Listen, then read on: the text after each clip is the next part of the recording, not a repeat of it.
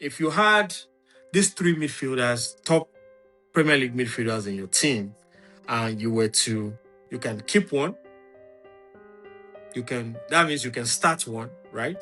You can bench one, and you have to sell one. How will you rank this? So you have Cole Palmer, Chelsea. You have Bruno Fernandes, United, and you have Florian Wirtz.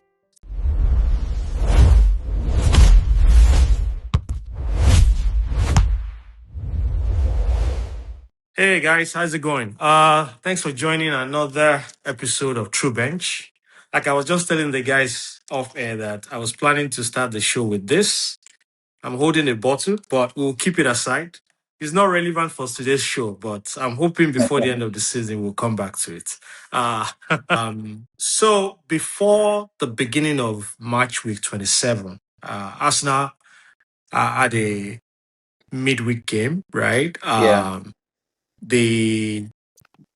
Which reduced the margin at the top, the gap at the top to about 5 points. But we also knew that Man City was going to play in this match week before Arsenal plays again. So we saw the point difference go from 5 to 2 and then back to 5 again because Arsenal won their game against Tottenham. Yeah, they have a game in hand, really. They do have a game in hand, but when you bag your points, you keep your points. Your points are your points. When you bag your points, you keep your points. Yeah. So we're at a point now where we're going to be seeing this seesaw 5-2, maybe 1-2-4. Who knows? From now to the end of the season. So I wanted us to discuss. And when you look at the run of fixtures coming for both teams, let's look at Arsenal. The next 5 games. Arsenal will host Chelsea next. Then they will go to Brighton. Then they will host Everton. Then they will host Bournemouth. And then they play at City. City on the other side will play Leeds. They will go away to Leeds. They will play Nottingham Forest at home. Then they will go to West Ham. They will go to Chelsea. No, they'll go to West Ham. Yeah.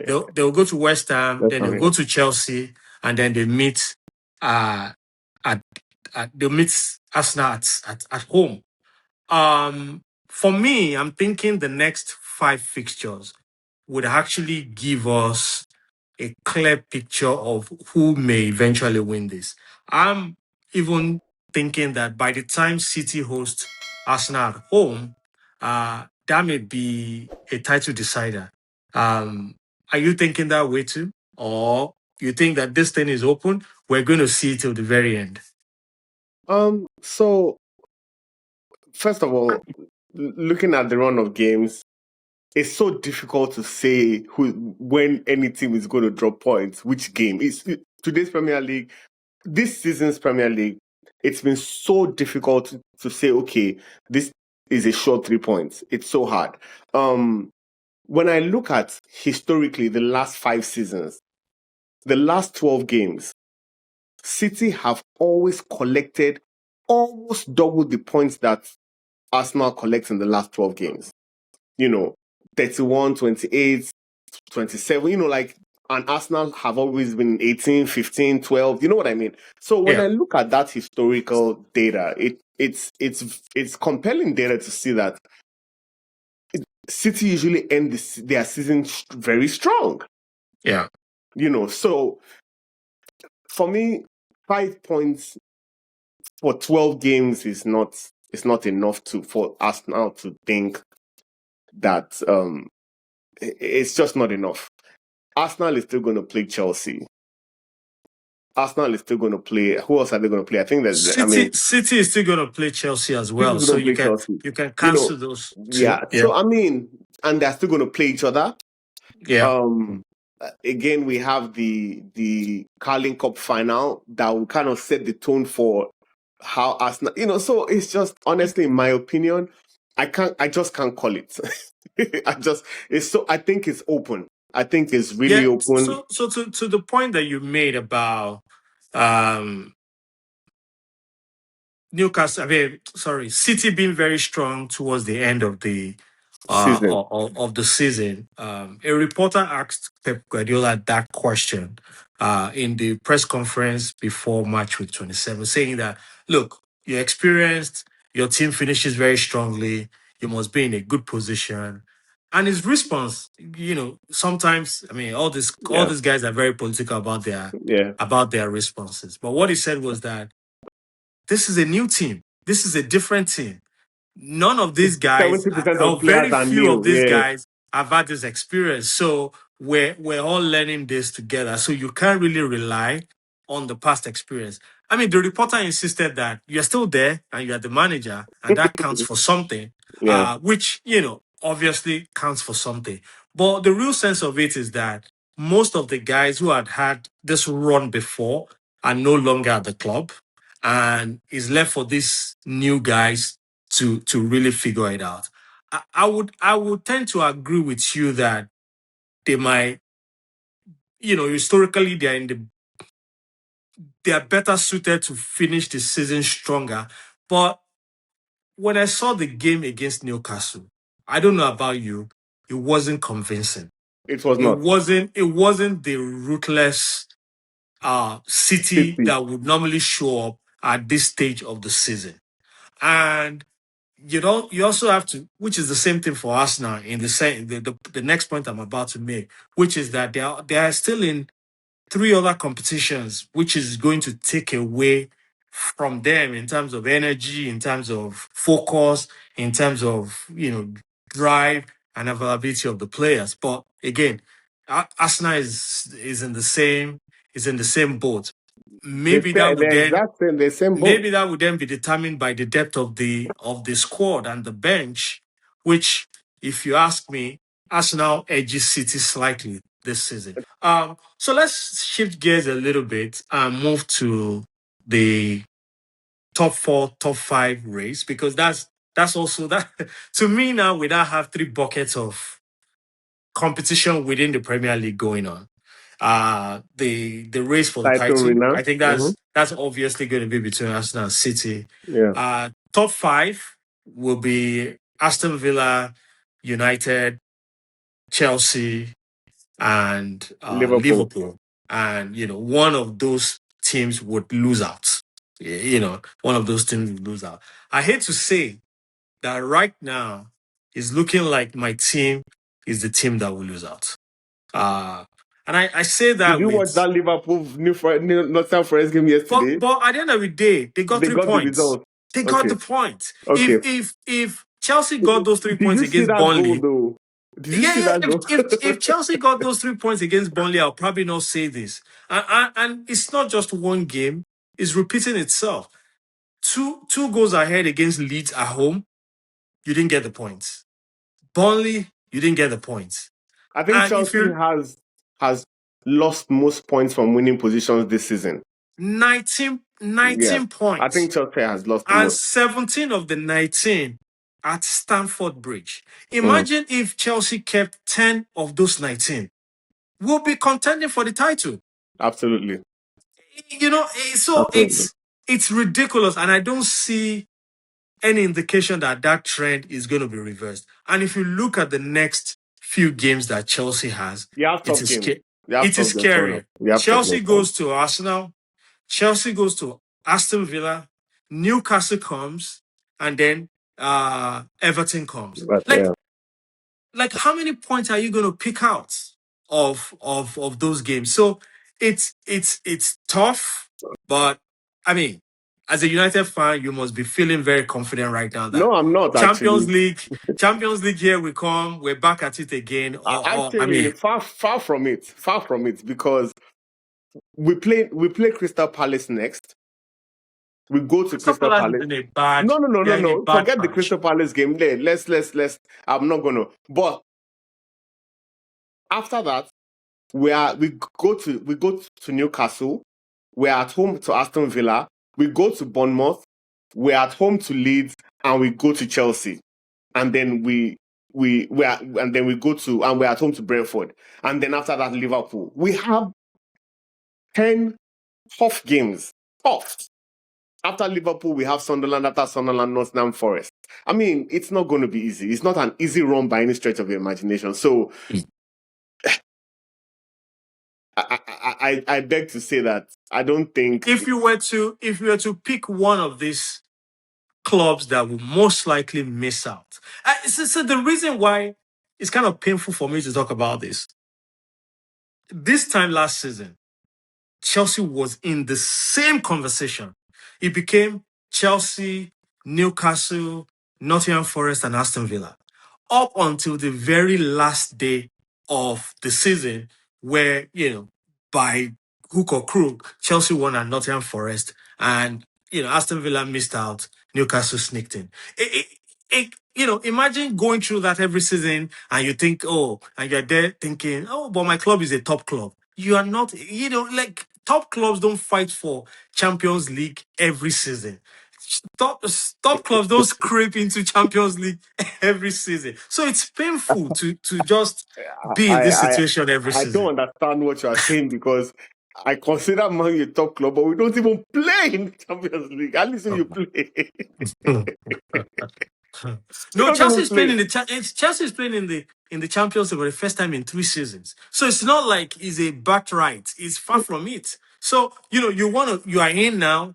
You are thinking, scratching your head, am I coming back for another 2 or 3 seasons? What are we doing here? I mean, to be quite frank, I'll be honest in my analysis of this top 4, top 5. I think Liverpool is going to definitely make it. When I look at their run of games, their next 5 games, there's no easy game in the Premier League by any stretch of the imagination. But in their next 5 games, they play West Ham, they play Wolves, they play Spurs, they play Brighton, and they play Fulham. They play relegation. They play relegation teams, which can be tricky. But then their last 4 games, on the other hand, a bit difficult. They have United, they have Chelsea, Aston Villa, and Brentford. Yeah. So it's not, their last 4 games are not easy. But if they collect all points ahead, if they can go on a good run, it puts them in pole position. And then when you think about Aston Villa, on the other hand, when I look at Aston Villa and I look at their upcoming matches, they don't have such a tough run as well, to be honest. Their last 2 games are tough. They play City and they play Liverpool, But other than that, Fulham, Nottingham Forest, Burnley, Sunderland. So I think Chelsea and Man U are going to fight for that last position. I think so. So I disagree a bit. I think if Aston Villa drop point over the next few games, they're going to be in trouble. There's just this thing about inexperience, about the mentality of the club and the perceived position of the club, whether they're a big club or not. I mean, we could say it doesn't matter, but historically, it always come to play, like every season. So for that reason, I think if Aston Villa is not careful, they might be in trouble. The only other thing I'll say about Chelsea is that in the last few seasons, I think this Chelsea team especially, they've been better in terms of results when they play against difficult opponents. So if we go by that, I think this run of fixtures that are coming, Chelsea might surprise people. I have a funny feeling, and we'll be back here next week. I have a funny feeling that Chelsea might get a result at Arsenal next Sunday. Result, I don't mean necessarily win, but I don't think they will lose. I don't think they will lose that game. Yeah, I think so. I just have a funny feeling about it. But if we put that together, and I like your analysis and comparison of games that are coming, the fixtures.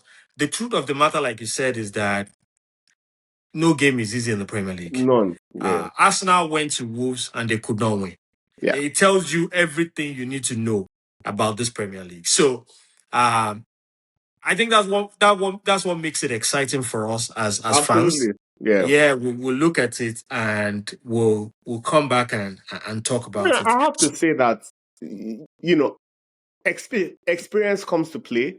The way Arsenal is nervous at the top is the same way Aston Villa is nervous where they currently are.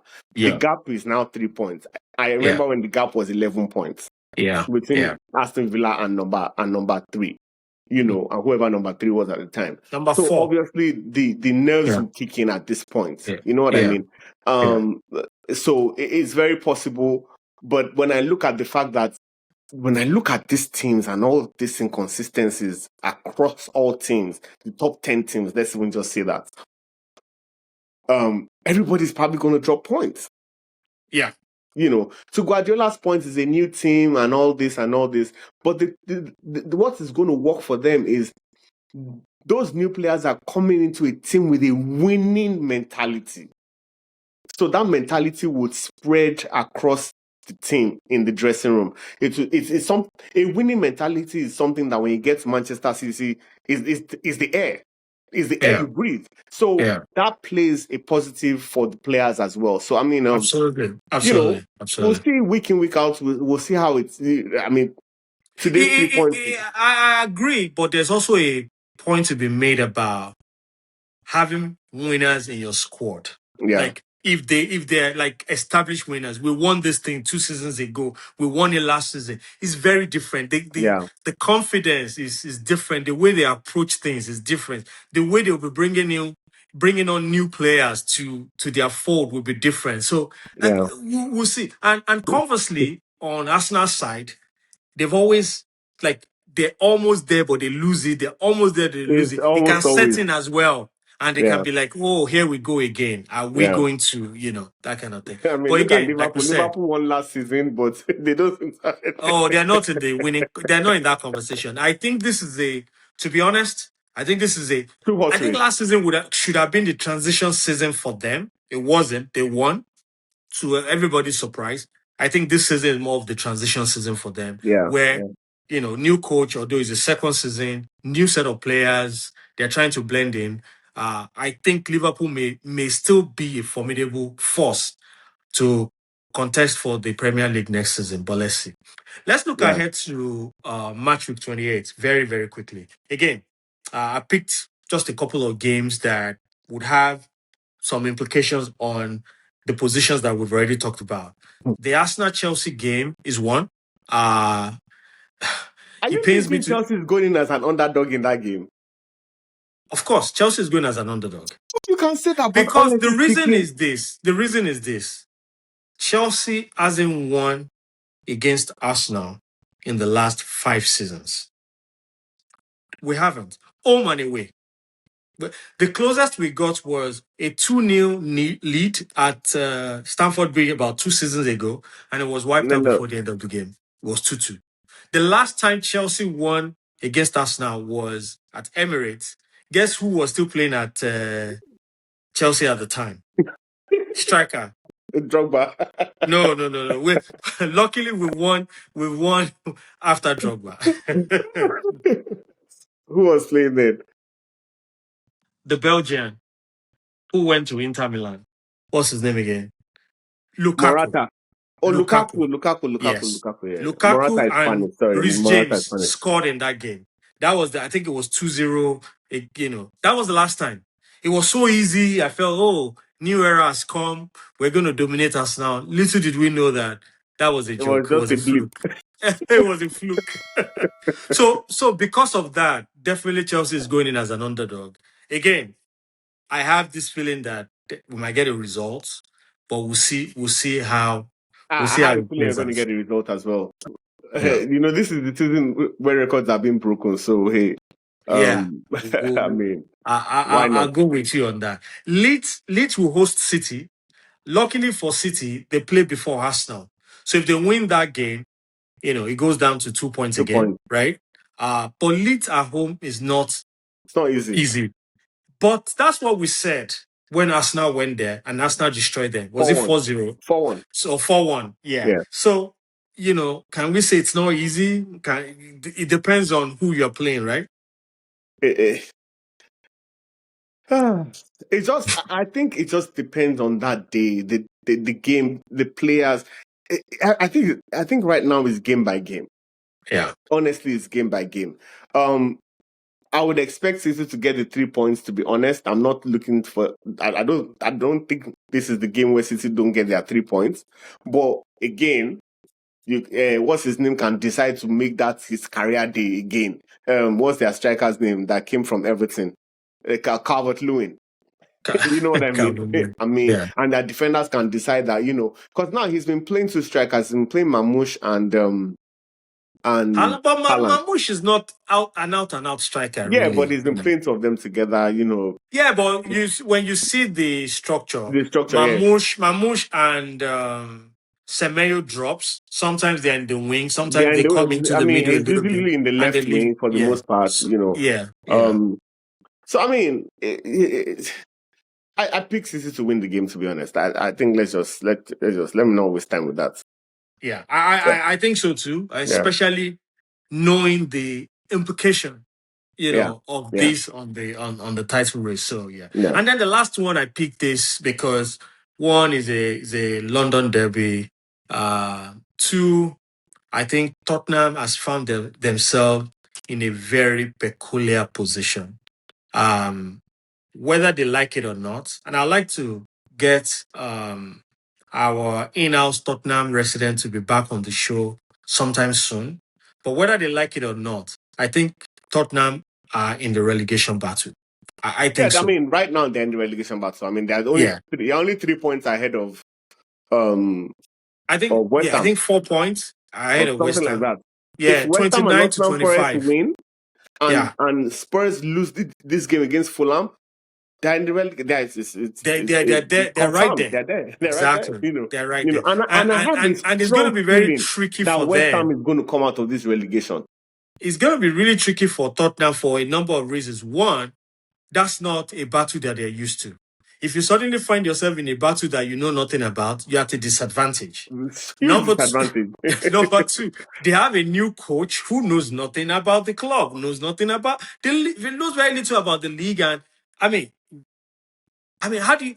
To me, Tottenham should have been hiring Sam Allardyce instead of this. You're hiring a manager that has played that has managed 7 different clubs or 6 different clubs in the last 4 or 5 years. He doesn't spend more than 1 year at any club. Sometimes it's 6-7 months. Do you understand what I'm trying to say? When you look at his record, his last club, he got them out of relegation from 16th position. They finished 12th. But that is not the Premier League. Yeah, absolutely. That's not the Premier League. Because now we know Wolves. Numerically, yes, you can say they've not gone down, but we know Wolves is not. Wolves is out. Yeah. Yeah, we know that they are. Burnley, come on. Marginally, I think they're out too. So there's now West Ham, Nottingham Forest, and Spurs. Yeah. So one person is going to. Who would have thought we'd be talking about Spurs in this? Oh yeah. Remember, Spurs are playing in the Champions League. Yeah. So I've always wanted to ask this question. I really don't know the answer to it. Maybe I've not done the research. If Spurs goes down, right, they get relegated to the Championship, and they win the Champions League, are they not going to play in the Champions League from the Championship next season? They will. Would that not be an interesting one? And it's going to require interesting because they were in this same position last season and they won Europa. So are they trying to do something here? So don't count them out. Are they onto something? Champions League from the Championship, that would be something, Yeah, they will have to. They will not give them any position in the Premier League for sure. So they can't play in the Premier League. My God! So let's wrap up the episode. Okay, so let's predict the 3 games that we picked for match week 28. And I'd like to hear your thoughts about it. Arsenal, Chelsea. I'll be biased. Arsenal will always score. But I think the result will be exactly as it was Arsenal versus Manchester United. 2-3. Okay. Yeah. Well, I think it's going to be 1-2. I think Chelsea wins that game. 1-2. Okay. Leeds versus City. Like we said, Leeds are not very easy to play at home. Defensively and their shape, they are solid, especially when they play at Ellen Road. City are not scoring as much, but I think they will hedge this one. I would say Leeds 1, City 3. Same here. I go out. Okay. That's exactly what I was going to say. Yeah. Fulham, Tottenham. Fulham's game against Sunderland was impressive. Alex Iwobi was standout star, an assist and a goal. I think, anytime some of these players play well, their striker was really good in that game as well. Tottenham are in the bottom of the bottom. I think they're going to panic. I think their coach will not have an answer. I think Fulham will win this game. Fulham 2, Tottenham 1. I go Fulham 3, Tottenham 1. So we can say from our perspective, Tottenham is fully in this relegation battle. Especially if West Ham and Nottingham Forest win their games. And I think they deserve it because of that shambolic performance against Arsenal. They deserve it. It was terrible. It was terrible. Yeah. A horrible performance. Yeah, it's terrible. So let's wrap this up. We've talked a lot about top 4, top 5, the teams that are in it. And you agree with me that, the creative midfielders are the heart of this. They are the heart of these teams. Absolutely. They make the play, they create the chances. So I want us to do a quick hypothetical.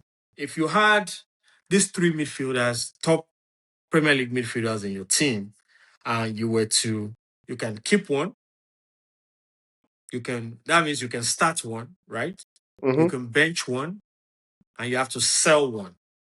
How will you rank this? So you have Cole Palmer, Chelsea. You have Bruno Fernandes, United, and you have Florian Wirtz, Liverpool. So keep one, bench one, sell, which means that we're playing in the current season. Yeah. Starting honestly, one, you're benching one, really difficult, and you're selling because one. Yeah.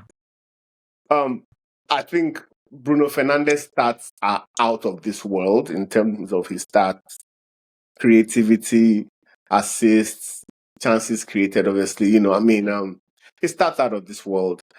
We've seen what Cole Palmer can do. We know that so far he's still coming into his form. For this season, we've seen him in previous seasons in the Premier League. Florian Wirtz, we've seen him in the Bundesliga. We've seen he's a brilliant player in the Bundesliga. So he's yet to prove himself in the Premier League. I mean, sometimes it takes players time to adapt. But then when you look at players like Ekitike and some other players that have come into the Premier League and, they've done well first season, I mean, I know I'm talking a lot, but it's because I'm finding this a very difficult one. But honestly, I like the analytical process, talking through it. So it's good. So honestly, I'm definitely keeping Cole Palmer and Bruno Fernandes for sure. Okay. So I'll sell Florian. So you're selling Florian Wirtz. Yeah, because I was a huge investment. And so I'd play Bruno Fernandes right now on form, and I'll bench Cole Palmer. Okay.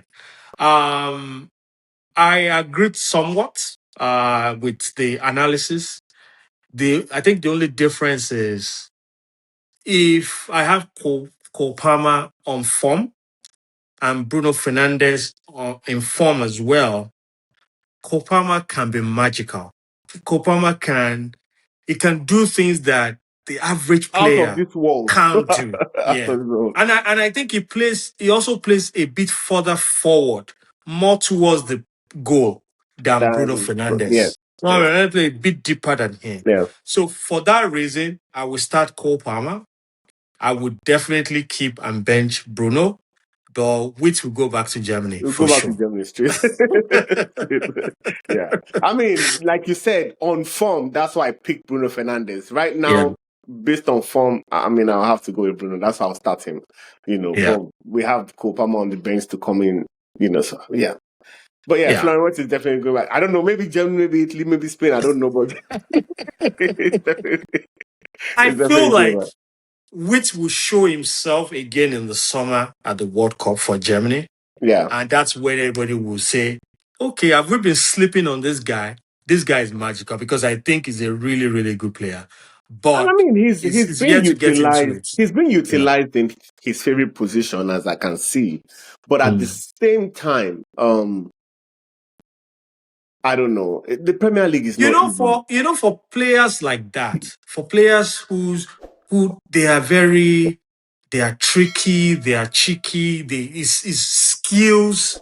Mm-hmm. If they are not used to a league like this, it can be physically Oh overwhelming. yeah, Yeah, I'm not a professional player, but that's the kind of game I play. And if I play against somebody who is very physical, I know how I retreat because I'm like, this is difficult. I yeah. don't. So they may be going through that. Although if you compare him to Ryan Cherki, I think Cherki is thriving better, but I think Pep is managing him a bit better A bit than they are better, yeah. managing, yes, Yeah. Florian Wirtz at And Liverpool. Ryan Cherki too is a bit physical as well. Mhm. He's a bit physical as well. He's strong. Wirtz just wants to play like Olise. he wishes he had that, same. But Olise is very physical. Olise will, Olise, and it's tricky. although Olise is a winger, Yeah, Olise plays more like a Copama, very calm, does everything yeah, like very yeah, easy. It's not yeah. a big deal. I'm just going to kick the ball there and I'm going to head it. And with players like Olise and Kopama, when they beat you, when they dribble you, you don't recover You to can't hit recover. them. They've gone. You can't recover They've to hit gone. them. You are They've gone. gone. It's bye-bye. They've gone. They've gone. They beat you in such a way that it's advanced beating. They are moving forward. They are Yes, you progressing. can. You have to come for the next play. It's not that particular play. So yeah. All Yeah, I right. mean, come Nice on. one. Good to have you as always. Again, watch out for match week 28 and see what happens. We'll be here next So week. We'll guys, discuss. if you haven't subscribed, I don't know why you haven't subscribed at this point. Please click the subscribe button and follow us for updates and notification. Thank you. See you guys next week. See you next All week. right. Yeah. Bye.